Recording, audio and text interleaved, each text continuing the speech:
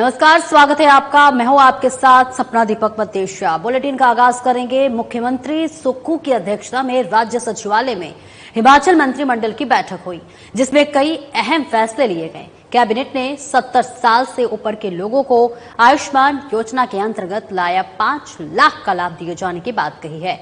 Single महिलाओं को आपको बता दें कि मकान बनाने के लिए 3 लाख रुपए दिए जाएंगे। इसके साथ ही राजीव गांधी स्वरोजगार स्टार्टअप योजना में 50,000 ई टैक्सी, जिसमें कि 50% सब्सिडी दी जाएगी। वहीं इस दौरान बैठक में सीपीएस के मुद्दे पर भी चर्चा हुई, जिसमें कहा गया कि हाईकोर्ट के फैसले को सुप्रीम कोर्ट के लेकर जाएंगे।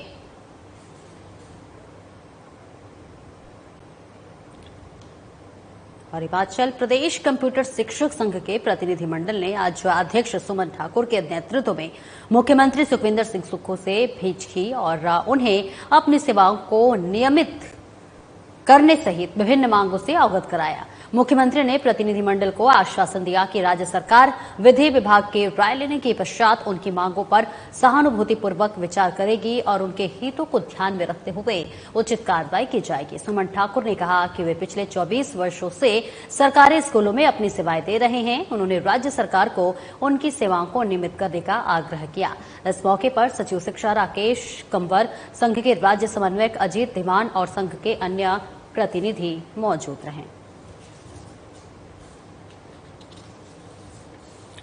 और वही शिमला में मुख्यमंत्री के प्रधान मीडिया सलाहकार नरेश चौहान ने पत्रकारों से चर्चा की। इस दौरान उन्होंने आपको बताते चले कि सीपीएस मामले में हाई कोर्ट के निर्णय को लेकर कहा कि प्रदेश में जब सीपीएस नियुक्तियां हुई थी तब वर्ष 2006 का एक्ट लागू था, लेकिन अब हालात बदले हैं और सरकार ने कोर्ट के निर्णय के अनुसार नियुक्तियां रद्द की हैं। उन्होंने कहा कि सरकार को इस मामले को सुप्रीम कोर्ट में लेकर गई है। वहीं इस दौरान नरेश चौहान ने बीजेपी नेताओं पर जमकर निशाना साधा है। मुख्यमंत्री के प्रधान मीडिया सलाहकार नरेश चौहान ने बीजेपी नेताओं पर प्रदेश की छवि खराब करने का आरोप लगाया है। उन्होंने कहा कि जब हिमाचल प्रदेश जो है बीजेपी के नेता दूसरे राज्यों में चुनाव प्रचार के लिए जाते हैं, तब ये नेता हिमाचल के बारे में झूठा प्रचार करके जनता के बीच भ्रम फैलाने का काम करते हैं। उन्होंने कहा कि बीजेपी नेता देश में हिमाचल की छवि को खराब कर रहे हैं, जबकि इन्हें सकारात्मक विपक्ष की भूमिका निभानी चाहिए। हिमाचल प्रदेश भाजपा के जो नेता हैं, खासतौर पे विपक्ष के नेता या इनके अध्यक्ष, या आप समझें कि अनुराग ठाकुर जी, विधानसभा का जो चुनाव जब हरियाणा में था, अब झारखंड और महाराष्ट्र में चुनाव चल रहा है। मुझे बड़ा अफसोस होता है इस बात का कि जब दूसरे राज्यों में चुनाव आते हैं, हिमाचल प्रदेश की जो भाजपा है, इनका एजेंडा बदल जाता है। जिस प्रकार से प्रचार के लिए हिमाचल प्रदेश से जाके दूसरे राज्यों में ये लोग हमारे राज्यों का बारे में जिक्र करते हैं, गलत जानकारी वहां लोगों के सामने शेयर करते हैं, मैं समझता हूं इनको जिम्मेवार विपक्ष होने की जरूरत है। विपक्ष में होने का मतलब आप प्रदेश के दुश्मन नहीं है, लोगों के दुश्मन नहीं है, सरकार के दुश्मन नहीं है। विपक्ष की भूमिका भी प्रदेश को आगे ले जाने की है और प्रदेश सबका है। जिस प्रकार से ये गलत प्रचार दूसरे राज्यों में जाके कर रहे हैं, हमारी छवि को खराब कर रहे हैं प्रदेश की और जनता की, हिमाचल प्रदेश की, ये अपने आप में बहुत अफसोस की बात है। मैं समझता हूं इस पे इनको अभी भी इसको समझने की जरूरत है कि आखिरकार ऐसी क्या मजबूरी है। महाराष्ट्र में चुनाव हो रहा है, वहां सरकार थी भाजपा की और उनकी जो पार्टियां थी उनके साथ मिलकर उन्होंने वहां राज की। किस प्रकार से महाराष्ट्र में सरकार तोड़ी गई, एजेंसीज के दम पे वहां तोड़फोड़ करके जो सरकार बनाई थी, आज अपना वहां की सरकार अपना कार्ड बताए जनता के बीच कि उन्होंने कहा वहां किस तरह के काम किए, कौन सी योजनाएं महाराष्ट्र में लोगों के लिए लाई। आज ऐसी नौबत क्यों आ रही है कि आपको हिमाचल प्रदेश से लोग नेता इंपोर्ट करने पड़ रहे हैं और वहां उनसे बलवाना पड़ रहा है। और संजौली में अवैध मस्जिद निर्माण के मामले में आज एमसी कोर्ट में सुनवाई हुई है। बता दें कि एमसी कमिश्नर की कोर्ट में आज मस्जिद के शेष 2 फ्लोर पर भी रिप्लाई फाइल करने के लिए निर्देश दिए गए हैं। अदालत ने वक्फ बोर्ड और मस्जिद कमेटी के जवाब दायर करने के लिए कहा है।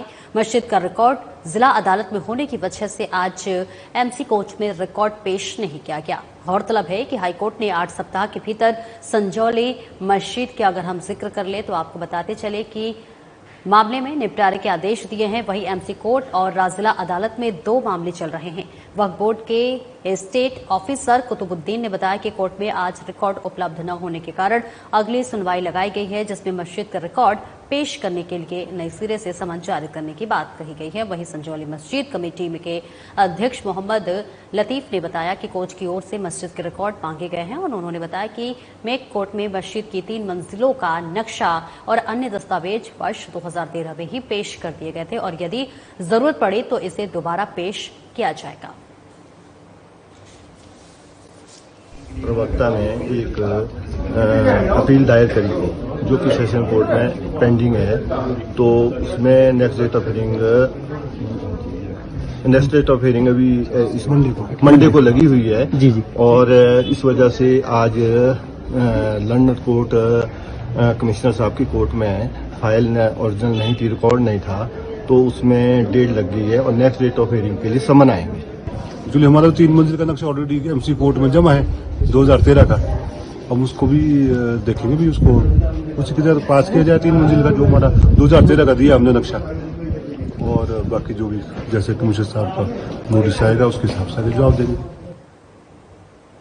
और हिमाचल प्रदेश पथ परिवहन निगम के पेंशनर्स ने मंडी में बैठक की और इस दौरान उन्होंने सरकार पर जमकर नारेबाजी की और नाराजगी जताई। आपको बता दें कि एचआरटीसी प्रबंधन 12 नवंबर को भी अपने सैकड़ों कर्मचारियों को पेंशन नहीं दे पाया है, जबकि मुख्यमंत्री सुखविंदर सिंह सुक्खू ने अक्टूबर महीने की सैलरी पेंशन सभी को 28 अक्टूबर को देने के निर्देश दिए थे। राज्य उप प्रधान सुरेश चंद्र ने कहा कि एचआरटीसी से रिटायर्ड कर्मचारियों के इस बार दिवाली भी फेंकी रही है, क्योंकि उनके पास पर्व मनाने के पैसे नहीं थे और इससे एचआरटीसी से रिटायर्ड कर्मी भी दिवाली नहीं मना सके। उन्होंने कहा कि अब हम चुप नहीं बैठेंगे, सरकार के खिलाफ प्रदर्शन और आंदोलन करेंगे। साथियों, मेरी आज ये बैठक जो हो रही है ये इसी संदर्भ में हो रही है। मासिक हमारी 15 तारीख को बैठक होती है, जिसके बीच में जो है हम अपने मांगों के बारे में, अपनी ग्रीवियंस के बारे में आम चर्चा करते हैं। आज की ये बैठक एक तरफ से सरकार की वादा खिलाफी के खिलाफ, एचआरटीसी मैनेजमेंट की गलतियों के कारण जो हमें सब्र करना पड़ रहा है वो बहुत ही निंदनीय है।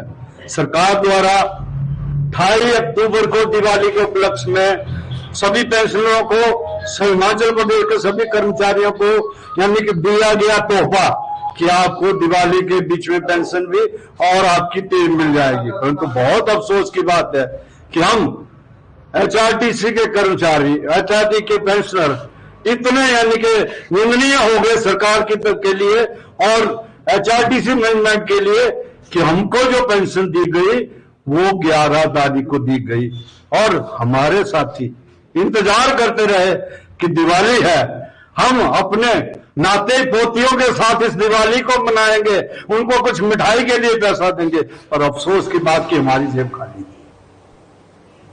और राष्ट्रीय प्रेस दिवस के मौके पर सोलन में सूचना और जनसंपर्क विभाग द्वारा जिला स्तरीय कार्यक्रम का आयोजन किया गया। कार्यक्रम की अध्यक्षता सोलन उपायुक्त मनमोहन शर्मा ने की। इस दौरान मीडिया का बदलता स्वरूप पर विस्तृत चर्चा की गई और वरिष्ठ पत्रकारों ने अपने अपने अनुभव साझा किए। हमारे संवाददाता से बात करते हुए उपायुक्त सोलन मनमोहन शर्मा ने बताया कि वर्तमान दौर में मीडिया की स्वरूप बदलता जा रहा है, लेकिन मीडिया पर सभी का विश्वास होता है और मीडिया को वो विश्वास बनाए रखना होगा और पोस्ट खबरें ही जनता के बीच पहुंचानी चाहिए। प्रेस दिवस के मौके पर सोलन में प्रेस के बंधुओं के साथ मीटिंग हुई थी। आज एक कार्यशाला थी जिसमें प्रेस के बदलते हुए स्वरूप पर खासकर आज के डिजिटल युग में मीडिया किस तरह से बदल रहा है उस पर चर्चा हुई, जिसमें कि जिला के पत्रकारों ने भाग लिया और सार्थक चर्चा मैं इसलिए मानता हूँ कि इसमें जो आगे के लिए रोड मैप है, किस तरह से यहाँ के लोकल पत्रकार और बिलासपुर शहर और साथ लगते ग्रामीण क्षेत्र में पिछले कुछ दिनों से चंदन तस्करों द्वारा चोरी छिपे चंदन के पेड़ों को काटने का सिलसिला जारी है। सिलसिला चलते गत रात्रि चंदन तस्करों ने गत रात्रि स्थानीय कॉलेज में चंदन के 2 पेड़ों पर कुल्हाड़ी चलाई और वहां से पेड़ों के तनों को चुराकर वहां से भाग निकले। गौरतलब है कि मात्र 5 दिनों के भीतर चोरों ने चंदन के 7 पेड़ काट डाले। पुलिस ने कॉलेज कर्मचारी के शिकायत पर मामला दर्ज कर छानबीन शुरू कर दी है। जानकारी के अनुसार कॉलेज में नियुक्त रात्रि कर्मचारियों ने गत रात्रि चंदन के 2 पेड़ छात्रावास की पिछली तरफ और 1 पेड़ कॉलेज कैंटीन के पास चोरी किया हुआ पाया। शातिर चोरों ने पेड़ों को काटकर केवल पेड़ों के तनों के कुछ भाग को ही ले जाया गया, जबकि शेष बचे पेड़ व शाखाओं को वहीं पर ही छोड़ दिए गए। नियुक्ति रात्रि कर्मचारियों ने इस बारे में कॉलेज प्रचारक को अवगत कराया।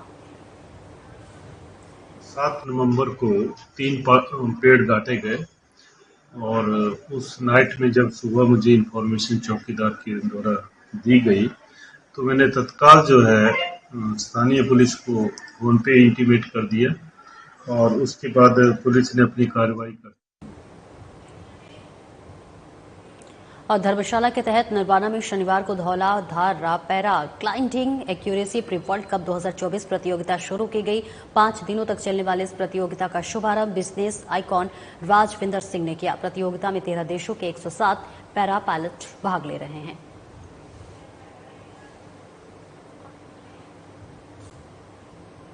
और फिलहाल इस बुलेटिन में इतना ही। दीजिए इजाजत। नमस्कार।